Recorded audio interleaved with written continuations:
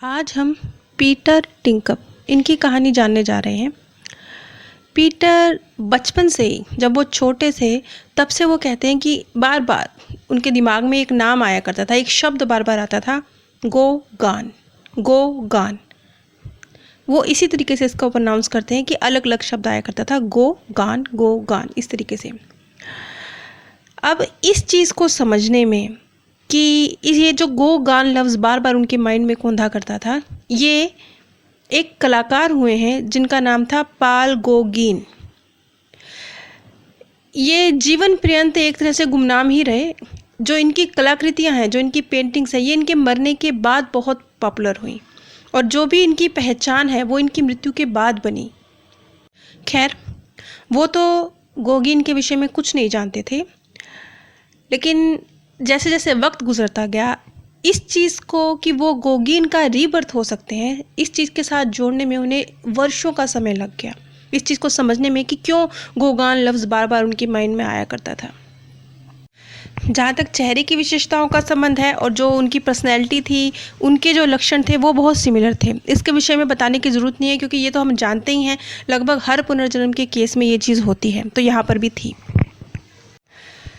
Peter भी बचपन से ही पेंटिंग करने के शौकीन थे और जो उनकी पेंटिंग्स थीं वो गोगिन जिस तरह की पेंटिंग किया करते थे उससे बहुत मिलती जुलती थी। अब ये चीज़ तो इतनी ज़्यादा, हम इस बारे में इतनी ज़्यादा चर्चा कर चुके हैं कि अब तक तो हमें इस चीज़ को समझ ही जाना चाहिए कि किस तरीके से एक जीवन की प्रतिभा दूसरे जीवन में ट्रांसफ़र होती है। अब यहाँ पर एक सवाल और आता है, जैसे कि मेरे पास आप लोग के कितने फ़ोन आते हैं जिसमें बहुत सारी माएँ ये कहती हैं कि जैसे उनके बच्चे थे, पढ़ाई में बहुत अच्छे थे, वो इस दुनिया से चले गए, बस वो पढ़ते ही रहे, तो उन्होंने अपने जीवन में सिर्फ मेहनत ही करी और जब उस मेहनत का फल लेने का वक्त आया तब वो इस दुनिया से चले गए। तो क्या उनकी मेहनत व्यर्थ गई? यहाँ मैं एक बात स्पष्ट करना चाहूँगी कि ठीक है, जो अभी हम पुनर्जन्म के केस समझ रहे हैं उनमें तो हम सिर्फ कलाओं के विषय में बात कर रहे हैं कि किस तरीके से कोई अच्छा डांसर है, कोई अच्छा पेंटर है, कोई अच्छा गायक है या कोई अच्छा राजनीतिज्ञ है, उसकी कलाएं ट्रांसफ़र हो रही हैं। लेकिन जहाँ पर बुद्धि की बात आती है ना, जब हम ये कहते हैं ना कि इस बच्चे ने बहुत पढ़ाई करी और अपना जो आयु के इतने वर्ष थे उसके पास, वो उसने पढ़ाई में लगाए, वो बहुत अच्छा था, मेरिट लिस्ट में आता था और वो इस दुनिया से चला गया, तो हमें ये बात को समझना है कि ये चीज़ भी ट्रांसफ़र होती है। हाँ, शाब्दिक ज्ञान ट्रांसफ़र नहीं होगा। अब जब वो नेक्स्ट बर्थ बच्चा लेगा तो स्वाभाविक है उसे फिर से नर्सरी, फर्स्ट, सेकंड, उसको फिर से पढ़ाई करनी पड़ेगी। लेकिन जो उस बच्चे की बुद्धि है, जिसका विकास उसने अपने पूर्व जन्म में किया है, चाहे यूज़ नहीं कर पाया, उससे पहले वो इस दुनिया को अलविदा कह गया, लेकिन जो विकास उसने पूर्व जन्म में किया है वो नेक्स्ट बर्थ में भी कैरी फॉरवर्ड होगा और वो एक इंटेलिजेंट बच्चे के रूप में, जो उस तरह के बच्चे होते हैं ना, बहुत कम मेहनत और बहुत ज़्यादा समझ गए। 1 घंटे की पढ़ाई करी, दूसरा बच्चा जिस चीज़ को समझने में 5 घंटे लगा रहा है वो 1 घंटे में ही पढ़ के आगे निकल गए, उनको समझ में आ गया। तो इस तरह की जो कहते हैं ना, बहुत बुद्धिमान, बहुत कम समय पढ़ाई में इन्वेस्ट करके भी बहुत आगे निकल जाने वाला, इस तरह की एक बुद्धिमान बच्चे के रूप में वो जन्म लेते हैं। ये चीज़ भी व्यर्थ नहीं जाती है। आप जो भी क्वालिटी अपने अंदर डेवलप कर रहे हैं, व्यर्थ कुछ नहीं जाने वाला, चाहे वो यहाँ तक कि शाब्दिक भी हो, चाहे वो यहाँ तक कि अगर आप किसी भाषा की जानकारी ले रहे हैं, मान लीजिए आपको भाषाएं सीखने का शौक़ है, आप कहते हैं कि मेरे बच्चे ने कई भाषाएं सीखी और वो इस दुनिया से अलविदा कह गया, तो अगले बर्थ में ये भाषाओं वाली क्वालिटी भी उसके अंदर ट्रांसफ़र होगी और वो जल्दी ही दूसरी भाषाओं को कैच कर सकेगा। इस तरह की उसकी प्रतिभा उसके अंदर होगी, चाहे शाब्दिक ज्ञान नहीं होगा, शाब्दिक ज्ञान वो लेगा, इसके बावजूद ये प्रतिभा उसके अंदर होगी। तो अभी इस चीज़ को हमें मानकर चलना है कि सिर्फ मतलब बड़ी बड़ी प्रतिभाओं की बात नहीं हो रही है, क्योंकि यहाँ पर अब हम जिन पुनर्जन्म के केस का जिक्र कर रहे हैं, हमसे बड़े बड़े लोगों के पुनर्जन्म का केस के जिक्र कर रहे हैं ना, जिन लोगों की एक बड़ी पहचान थी। लेकिन पुनर्जन्म तो उनके भी होते हैं जिन लोगों की कोई पहचान नहीं थी, जो एक सामान्य जीवन जी के गए हैं। पुनर्जन्म तो उनके भी होते हैं, प्रतिभाएं तो अपने अंदर वो भी डेवलप करते हैं, गुण तो उनके पास भी होते हैं, तो वो भी ट्रांसफ़र होते हैं। ये सिर्फ यहाँ पर छांट कर सिर्फ बड़े लोगों के केस लाए गए हैं, लेकिन हर व्यक्ति जो भी अपने जीवन में गुण, प्रतिभाएं अपने अंदर डेवलप करता है, जिस तरह का वो व्यक्तिगत रूप से होता है, जिस तरह की उसकी विचार होते हैं, संस्कार होते हैं, उसके कार्मिक अकाउंट होते हैं, उसके हिसाब से वो सब चीज़ें नेक्स्ट बर्थ में ट्रांसफ़र हो रही हैं। अब हम वापस पीटर के केस पर आते हैं। पीटर ने 2005 में उनकी पेंटिंग्स की एक एग्ज़िबिशन लगी, तो पाल गोगिन की पेंटिंग्स और पीटर की पेंटिंग्स इतनी ज़्यादा सिमिलर थी कि उन दोनों के बीच में मतलब जो एक बहुत गूढ़ बातें होती हैं जिन्हें हम नहीं समझ सकते पेंटिंग की, वो दोनों में बहुत सिमिलर थी। दोनों की कलाकृतियाँ बहुत सिमिलर थी। उनकी पेंटिंग्स को देख के ये समझना मुश्किल था कि ये पाल गोगिन की जिस तरीके से वो पेंटिंग करते या क्या करते थे वो पेंटिंग्स हैं या ये पीटर की बनाई पेंटिंग्स हैं, इतनी ज़्यादा सिमिलैरिटीज़ थी। अब हम पाल गोगिन के जीवन पर आते हैं। पीटर तो उनका रीवर्थ है, लेकिन अब पाल गोगिन कौन थे? पाल गोगिन एक बहुत ही बेहतरीन पेरिस के कलाकार थे। उनकी बहुत बेहतरीन पेंटिंग्स उन्होंने बनाई, लेकिन पूरा जीवन पर्यंत उनकी पेंटिंग्स को, उनकी कला को वो स्थान नहीं मिला जो उन्हें मिलना चाहिए था। उनकी कलाकृतियों की जो भी पहचान बनी वो उनकी मृत्यु के बाद बनी। पाल गोगिन का जन्म 7 जून 1848 को पेरिस में हुआ था। उनके पिता एक पत्रकार थे और उनकी माँ मूलतः पेरू की रहने वाली थी। 1849 में पाल गोगिन के पिता की एक समुद्री यात्रा के दौरान मृत्यु हो गई। इसके बाद गोगिन का बचपन पेरू में बीता, पेरू क्योंकि उनकी माता का घर पेरू में ही था। और उसके बाद वो फ्रांस लौट आए। फ्रांस में उन्होंने बोर्डिंग स्कूल में पढ़ाई करी और 1867 में जब पाल 19 साल के थे तब उनकी माँ की भी मृत्यु हो गई। बाद में गोगिन फ्रांसीसी मर्चेंट नेवी में शामिल हो गए और इस तरीके से उन्होंने दुनिया भर की यात्रा की। 1872 को जब वो 24 साल के थे तब गोगिन ने एक स्टॉक ब्रोकर के रूप में भी काम करना शुरू किया और अपने खाली वक्त में उन्होंने पेंटिंग बनाना शुरू किया 24 साल की उम्र में। लेकिन ये जो शुरुआत थी ये कभी कभी वो अपना समय निकाल कर पेंटिंग किया करते थे। 10 वर्ष उन्होंने पूरी तरह से अपने बिजनेस को दिए, फिर उसके बाद एक पूरी तरह से वो अपना पूरा समय पेंटिंग के लिए उन्होंने समर्पित करना शुरू कर दिया। 1873 में जब वो 25 साल के थे तब उन्होंने मैट नाम की एक लड़की से शादी करी। इस शादी से उनके 5 बच्चे भी हुए। इसके बाद गोगिन, पिसारो और सीजेन ये भी अपने समय के नामी पेंटर्स हैं, तो इनके साथ भी उनकी मित्रता हो गई। 28 साल की उम्र में इनकी जो पहली एग्जीबिशन थी इनकी पेंटिंग्स की वो पेरिस में लगी। बाद में 1884 को गोगिन अपने परिवार को कोपेनहेगन, डेनमार्क यहाँ ले गए। ये उनकी पत्नी का मूल स्थान था। लेकिन 1885 में गोगिन का अपनी पत्नी से तलाक भी हो गया और वो दोनों अलग हो गए और इसके बाद उन्होंने पूरी तरह से अपना पूरा जीवन पेंटिंग्स को समर्पित करने का फैसला किया। 1887 में गोगिन फिर फ्रांस लौट आए। यहाँ पर कुछ वक्त उनका एक मित्र था वेन गोंग, उनके साथ उन्होंने एक ही घर साझा भी किया। लेकिन बाद में उनकी ये दोस्ती थोड़ा परिवर्तित हो गई क्योंकि वेन गोंग मानसिक रूप से बहुत ज़्यादा स्वस्थ नहीं थे, तो कुछ वक्त बाद फिर वो उनसे अलग हो गए। भविष्य में चाहे उनकी पेंटिंग्स की बहुत नाम होने वाला था, लेकिन फ़िलहाल वो इस समय फरवरी 1888 की बात है, वो काफ़ी गरीबी में अपना वक्त गुजार रहे थे और बिल्कुल अपरिचित थे, गुमनाम सा जीवन गुजार रहे थे। 1891 में जब वो 43 ईयर्स के थे तब उनको दक्षिण प्रांत की यात्रा करनी थी, तो इसके लिए उन्होंने अपनी 30 पेंटिंग बेच भी दी थी। अब इसी से अंदाज़ा लगा लीजिए कि एक यात्रा का किराया इकट्ठा करने के लिए उन्हें अपनी 30 पेंटिंग्स बेचनी पड़ गई। तो कितने ज़्यादा उनकी पेंटिंग्स की कोई वैल्यू नहीं थी उस समय पर, एक अपरिचित ही थे पूरी तरह से। लेकिन उसके बाद जब वो 2 साल तक लगभग दक्षिण प्रशांत में रहे तो वहाँ पर उन्होंने वहाँ की जो खूबसूरती को अपनी पेंटिंग्स में कैप्चर किया। वो जो पेंटिंग्स थी उनकी बहुत प्रसिद्धि हुई जो वहाँ पर उन्होंने बनाई दक्षिण प्रशांत में, वहाँ की खूबसूरती को दिखाते हुए। लेकिन बस कुछ इसी तरीके से गोगिन का जीवन चला। फिर उन्हें धन का अभाव हो गया, कभी उतार कभी चढ़ाव, कुछ ऐसा ही।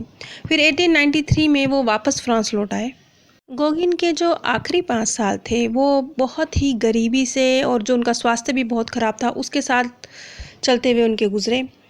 जब वो 49 ईयर्स के थे तब वो बहुत ज़्यादा, क्योंकि पैसे का भी अभाव था, शारीरिक स्थिति भी बहुत सही नहीं थी, कोई पहचान नहीं थी, पत्नी से भी अलग हो चुके थे, उनके बच्चे भी उनके साथ नहीं थे, सारी स्थितियाँ कुछ इस तरह की थी कि वो बहुत ज़्यादा एक डिप्रेशन में उस समय चले गए थे। वो स्टेज ऐसी थी कि उन्होंने आत्महत्या करने के बारे में भी सोच लिया था। बस इसी तरीके से कुछ उनका जीवन चला और 8 मई 1903 जब वो लगभग 55 साल के थे तब उनकी मृत्यु हो गई। अपने आखिरी वक्त में जैसे गोगिन को कुछ अंदाज़ा था कि उनकी पेंटिंग्स की चाहे जीवन पर्यंत कोई वैल्यू नहीं हुई, लेकिन कुछ अहमियत वो रखती हैं। तो अपने आखिरी वक्त में, आखिरी के कुछ सालों में उन्होंने लिखा था कि ये उनके एग्जैक्ट वर्ड हैं, अधिकांश लोगों के लिए मैं हमेशा एक पहेली बना रहूँगा। मुझे एहसास है कि लोग मुझे कम से कम समझेंगे, चाहे कुछ भी हो जाए। मैं आपको आश्वासन देता हूँ कि मैं अपने सबसे श्रेष्ठ चीज़ें प्राप्त करूँगा। मैं ये महसूस कर सकता हूँ कि वो दिन हम देखेंगे। ये जो लाइनें लिखी ना गोगिन ने अपने मृत्यु के आखिरी मतलब जीवन के आखिरी समय पे, तो उससे समझ में आता है जैसे गोगिन को कुछ आइडिया था कि उनकी जो पेंटिंग्स हैं वो बेहतरीन है, आज नहीं कल उनकी पहचान बनेगी, चाहे उनके जीते जी नहीं भी बनी। कुछ आइडिया था, उनके शायद मन की आवाज़ थी। तो 1906 में लगभग उनकी मृत्यु के 3 साल बाद, उसके बाद जो उनकी जो पेंटिंग्स थी, उनकी कलाकृतियाँ थी, उनकी एग्जीबिशन हुई और वहाँ से उनकी जो लोकप्रियता थी शुरू हुई। देखिए, उनको जो लोकप्रियता मिली भी वो उनकी मृत्यु के 3 साल बाद शुरू हुई। अब ये तो था गोगिन का जीवन। अब हम आते हैं पीटर के जीवन पे। पीटर जो कि गोगिन का ही रीबर्थ है। तो पीटर का जीवन किस तरीके का रहा? पीटर ने किस तरीके से समझा कि वो गोगिन का रीबर्थ है?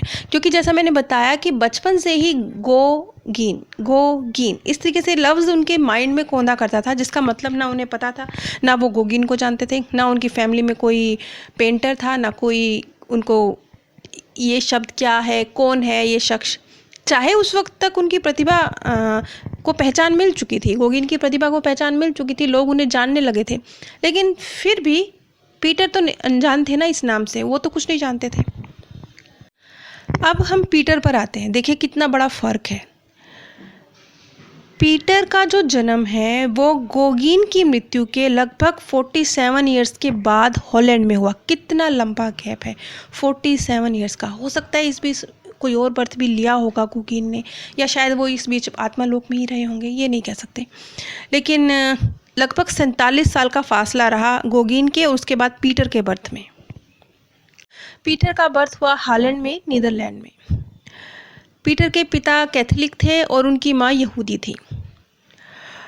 उनके जो माता पिता थे उनका वैवाहिक जीवन भी कुछ समस्याग्रस्त था और इसीलिए जब पीटर 4 साल के थे तब उनके मम्मी पापा अलग हो गए और इस वजह से पीटर का जो बचपन था वो एक अनाथालय में गुजरा, जहाँ पर वो चर्च के लिए गाना गाया करते थे। इसे आल्टर बॉय ऐसे कुछ कहा जाता है। तो वो वहाँ चर्च के लिए गाना गाया करते थे। जब वो 9 साल के थे तो पीटर की माँ ने दोबारा शादी कर ली और फिर पीटर दोबारा अपनी मम्मी के साथ और अपने सौतेले पिता के साथ जाके रहने लगे। अब पीटर जब 10 साल के थे तब भी बचपन से ही था ऐसा, लेकिन ये जो समस्याएं थी उनके जीवन में, माता पिता अलग हो गए। देखिए यहाँ पर ना गोगिन का जीवन और पीटर का जीवन काफ़ी कुछ मिल रहा है। गोगिन की लाइफ में भी उनके पिता का बहुत जल्दी, जब वो 1 साल के थे, स्वर्गवास हो गया। माँ भी जब वो 19 साल की थे तब स्वर्गवास हो गया। यहाँ जो पीटर है उसकी लाइफ में भी उसके जो रियल मम्मी पापा थे उनका आपस में डिवोर्स हो गया। तो कुछ इसी तरह का बचपन है पीटर का भी और गोगिन का भी। तो अब वापस आते हैं कि पीटर के दिमाग में जो गोगिन लफ्ज़ बार बार, गोगान लफ्ज़ बार बार गूंजा करता था। तो वो कहते हैं कि मुझे नहीं पता था इन शब्दों का मीनिंग, अर्थ कुछ नहीं पता, लेकिन मुझे ये शब्द बहुत उत्साहित किया करते थे। जब मैं खेलता था तो मुझे जैसे कोई चीयर लीडर आपका नाम पुकारते हैं ना आपको चीयर करने के लिए, तो इस तरीके से वो अपने अंदर ही अपने गोगान इस तरीके से चिल्लाया करते थे। पता नहीं उनको लगता था ये नाम मुझे हौसला दे रहा है। अब इस बात पे था थोड़ा गौर कीजिए, ये नाम मुझे हौसला दे रहा है, गोगान लफ्ज़। देखिए कहाँ से कहाँ बात कनेक्ट हो रही है। देखिए जब गोगिन की मृत्यु हुई अंतिम समय पर भी, बिल्कुल मृत्युशैया पर भी जो लाइनें उन्होंने लिखी हैं, वो एक अंतिम समय में भी उनका कितना उत्साह था, उनको कितना यकीन था अपनी कला पर, अपनी पेंटिंग्स पे, कि अंतिम समय पर भी वो व्यक्ति लिख रहा है कि कोई बात नहीं, मेरे जीवन में नई पहचान मिली ना, कोई बात नहीं, लेकिन इन पेंटिंग्स को पहचान मिलेगी मेरी मृत्यु के बाद मिलेगी। देखिए व्यक्ति के अंदर क्या एक पॉजिटिविटी है ना, एक अपने काम को लेकर सार्थकता है। नहीं, मैं चाहे मुझे किसी ने नहीं पहचाना लेकिन मैं कुछ हूँ, चाहे मुझे दुनिया नहीं जानती लेकिन मैं हूँ। ये बात उन्होंने अंत में कहा था कि चाहे दुनिया मुझे ना समझे, मुझे दुनिया नहीं समझेगी, दुनिया के लिए मैं अनजाना रहूँगा, लेकिन मेरी वैल्यू एक दिन होगी। ये लफ्ज़ जो उन्होंने कहे थे ना, अब देखिए यहाँ पर पीटर कहता है कि गो गान लफ्ज़ मेरे अंदर हौसला भर देता था। मैं हार भी रहा होता था ना, तो मैं हिम्मत के साथ जुट जाता था अपनी गेम में कि मैं अब जीतूंगा। देखिए वो हौसला जो गोगिन के अंदर अपने बिल्कुल लास्ट मोमेंट पर भी था, चाहे जीवन ने उनको कुछ ना दिया हो, सब कुछ उनके हाथ से छूट गया हो, धन भी नहीं था, पत्नी भी नहीं थी, समाज उनकी कला का कोई मोल भी नहीं करता था, सब कुछ था, लेकिन बंदे के अंदर हौसला था, विश्वास था कि मैं कुछ भी हूँ, मैं सही रास्ते पर हूँ, मेरी कला में बात है। वो हौसला ट्रांसफ़र हुआ पीटर के अंदर। पीटर कहता है ये लफ्ज़ ही मेरे अंदर हौसला भरता था। तो क्या क्या चीज़ें ट्रांसफ़र होती हैं, किस किस तरह से, कितना गूढ़ है यहाँ पे ना। अपने आप को खुद, अपने अंतर्मन को समझने की ज़रूरत है। बाहर की दुनिया आपको नहीं समझ पाएगी, बाहर के लोग आपको क्या वैल्यू देते हैं, कैसे करते हैं, क्या करते हैं, इन चीज़ों की अहमियत कम है, और आप खुद को कितनी वैल्यू देते हैं इसकी अहमियत कितनी ज़्यादा है। देखिए ट्रांसफ़र हो रही है, ये हौसला भी ट्रांसफ़र हो रहा है। एक नाकाबिल जीवन जी के गए हुए इंसान के अंदर भी जो हौसला था ना, वो भी ट्रांसफ़र हुआ है।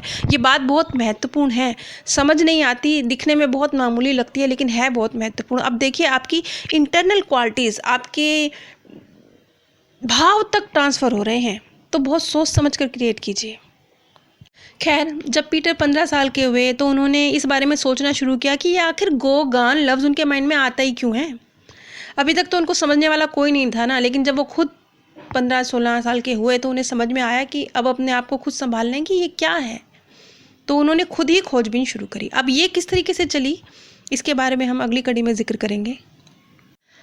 नीचे डिस्क्रिप्शन बॉक्स में मैंने आप सभी के साथ अपने first channel path of peace का लिंक शेयर किया है।